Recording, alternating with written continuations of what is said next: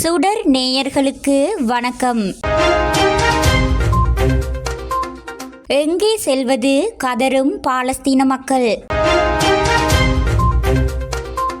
பேச்சுவார்த்தைக்கு முன்னதாக ரஃபா மீது குண்டுகளை வீசிய இஸ்ரேல் படைகள் அமைதி ஒப்பந்தம் ஏற்படுமா?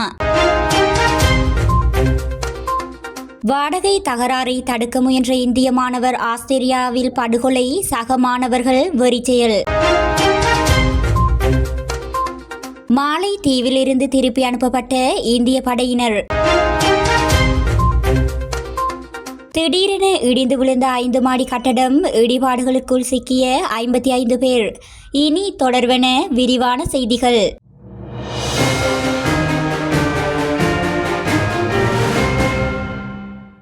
இஸ்ரேல் ஹமாஸ் மோதலை முடிவுக்கு கொண்டு வருவதற்கு கத்தார், எகிப்து ஆகிய 2 மத்திய கிழக்கு நாடுகள் பல மாதங்களாக பல்வேறு கட்ட பேச்சுவார்த்தைகளை நடத்தியதன் பயனாய் போர் நிறுத்தத்திற்கு நிபந்தனைகளுடன் ஹமாஸ் ஒப்புக்கொண்டுள்ளது. மறுபுறம் மேற்கண்ட போர் நிறுத்த பரிந்துரையை இஸ்ரேல் ஒப்புக்கொள்ளவில்லை. மேலும் எகிப்து எல்லையில் அமைந்துள்ள ரஃபா நகரில் தாக்குதலை தீவிரப்படுத்த இஸ்ரேல் ஆயத்தமாகியுள்ளது. ரஃபா நகருக்குள் நுழைந்து இஸ்ரேல் ராணுவம் தாக்குதல் நடத்தினால் அது மிகப்பெரிய அழிவை ஏற்படுத்தும். எனினும் அதை பொருட்படுத்தாமல் ரஃபாவில் ஆயுத படையினருக்கு எதிராக நாங்கள் மிக கடுமையாக தாக்குதல் நடத்தவிருப்பதால் பொதுமக்கள் அங்கிருந்து பாதுகாப்பான பகுதிக்கு உடனடியாக வெளியேற வேண்டும் என்று எச்சரிக்கை விடுக்கப்பட்டுள்ளது. இஸ்ரேல் ராணுவம் தாக்குதலை தீவிரப்படுத்தியுள்ள கிழக்கு ரஃபாவில் இருந்து ஏராளமானோர் தங்கள் உடைமைகளை ஏற்றிக்கொண்டு சுமை வாகனங்கள், கார்கள், கழுதை பூட்டிய வண்டிகள் என தங்களிடமுள்ள அனைத்து வகையான வாகனங்களையும் பயன்படுத்தி அங்கிருந்து இடம்பெயர்ந்து வருகின்றனர். இதனிடையே ரஃபாவில் குடியிருப்பு பகுதிகளை குறிவைத்து திங்கட்கிழமை இஸ்ரேல் நடத்திய வான்வழி தாக்குதல்களில் 12 பேர் கொல்லப்பட்டதாக தெரிவிக்கப்பட்டுள்ளது. இஸ்ரேல் ஹமாஸ் போரை முடிவுக்கு கொண்டு வருவதற்காக தொடர்ந்து பேச்சுவார்த்தை நடத்தப்படுகிறது. இதுவரை நடைபெற்ற பேச்சுவார்த்தையில் போர் நிறுத்தம் தொடர்பான எந்த உறுதியான முடிவும் எட்டப்படவில்லை. எகிப்து மற்றும் கத்தார் நாடுகள் இணைந்து முன்மொழிந்துள்ள இந்த ஒப்பந்தத்தை ஹமாஸ் அமைப்பு ஏற்றுக்கொண்டுள்ளது. பேச்சுவார்த்தைக்கான முயற்சிகள் ஒரு பக்கம் நடந்து கொண்டிருக்க, காசாவில் தனது கடைசி இலக்கான ரஃபா நகரை சுற்றி வளைத்துள்ள இஸ்ரேல் படைகள் அவ்வப்போது ரஃபா மீது தாக்குதல் நடத்தி வருகின்றன. நேற்றிரவு ரஃபா மீது மீண்டும் வான் தாக்குதலும் நடத்தப்பட்டது. இதனிடையே நேற்றிரவு காசாவிலிருந்து தெற்கு இஸ்ரேலை நோக்கி ராக்கெட்டுகளை வீசி தாக்கியதாக ஹமாஸ் அமைப்பின் கூட்டாளியான இஸ்லாமிய ஜிஹாத் அமைப்பு கூறியுள்ளது.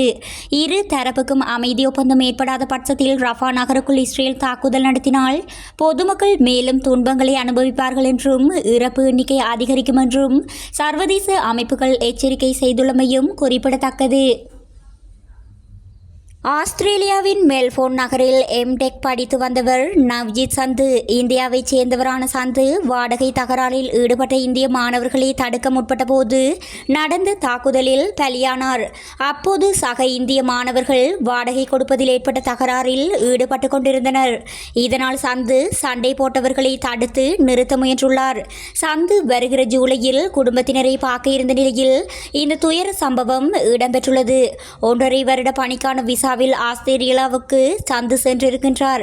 சந்துவின் தந்தை 1.5 ஏக்கர் நிலப்பகுதியை விற்பனை செய்து அதில் கிடைத்த தொகையை சந்துவின் கல்விக்கு செலவிட்டுள்ளார் என அவருடைய மாமா கூறியுள்ளார்.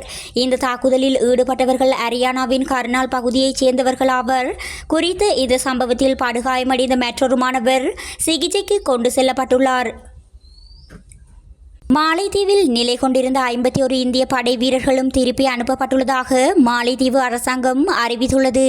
இந்திய ஜனாதிபதி அலுவலகத்தின் பிரதான பேச்சாளர் குறித்த படையினர் நாடு திரும்பியுள்ளதை உறுதிப்படுத்தியுள்ளார். மேலும் மாலைதீவிலிருந்து இந்திய படையினர் திருப்பி அனுப்பப்பட்டதற்கு காரணம் அந்நாட்டு ஜனாதிபதியின் தேர்தல் பிரச்சாரத்தின் ஒரு மூலக்கல்லாக இருக்கலாம் என கூறப்படுகின்றது. இதன்படி மாலைதீவு ஜனாதிபதியின் தேர்தல் வெற்றியை தொடர்ந்து உடனடியாக இந்திய இராணுவ படையினரை திரும்ப பெறுமாறு கோரிக்கை விடுத்துள்ளமை குறிப்பிடத்தக்கது. தென்னாப்பிரிக்காவில் 5 மாடி கட்டடம் இடிந்து விழுந்ததில் 2 பலியாகியுள்ள அதேவேளை சுமார் 55 பேர் கட்டட இடிபாட்டிற்குள் சிக்குண்டுள்ள நிலையில் அவர்களை மீட்கும் பணிகள் முன்னெடுக்கப்பட்டு வருவதாக சர்வதேச தகவல்கள் தெரிவிக்கின்றன. தென்னாப்பிரிக்காவில் 5 மாடி கட்டடம் இடிந்து விழுந்ததில் 2 பலியாகியுள்ள நிலையில் சுமார் 55 பேர் கட்டட இடிபாட்டிற்குள் சிக்குண்டுள்ள நிலையில் அவர்களை மீட்கும் பணிகள் முன்னெடுக்கப்பட்டு வருவதாக சர்வதேச தகவல் தெரிவிக்கின்றன. அதே சமயம் கட்டடம் முழுமையாக தரைமட்டமான நிலையில் நிலையில் காணப்படுவதையும் கட்டடத்தின் கூரை இடிபாடுகளுக்குள் காணப்படுவதையும் காண்பிக்கும் படங்கள் வெளியாகியுள்ளன.